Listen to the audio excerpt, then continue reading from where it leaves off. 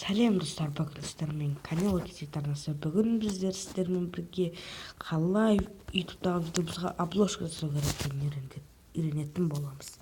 Біріншіден творческая студия YouTube деген программаны өткіземіз. Ол самый верхний угле деп орысша айтпай қояйын, YouTube студия дейміз.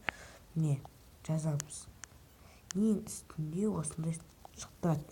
Дәл ютубтың логотипі сияқты, бірақ сыртында мынандай настройканы сурет тұрады. Соған кіреміз, өткіземіз.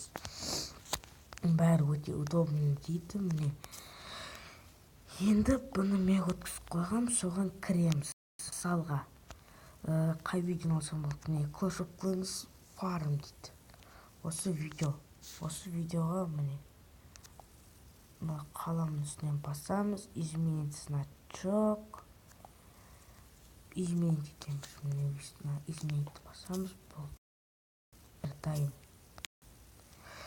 Ал содан соң сохранить басамыз да болды. Ал келесі жолы бұны голден, ол өте қиын, көп не қажет етеді. Сосын бұны қоюдың ең жақсысы бұны видеоны көп просмотр жинауға әкеліп соқтырады.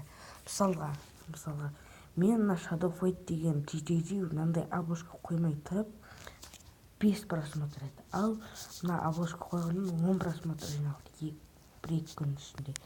Ал келесі міне Minecraft қазақша мынаны обложка қоймай жатып 12 еді. Қойған соң 20 болды. Мынау 6 еді, 10 болды. Мынау 8 еді, 9 болды. Мыналарға қойған видео салған кезде. Сол пайда. Сосын сіздер лайкты басуды ұмытады екенсіздер. Лайк басамыз, арнаға жазылуды ұмытпаймыз. Сонымен бүгінгі видео осы. Келесі видеода оны қалай обложканы қалай жасау керек екенін үйренеміз. Сау болыңыздар достар.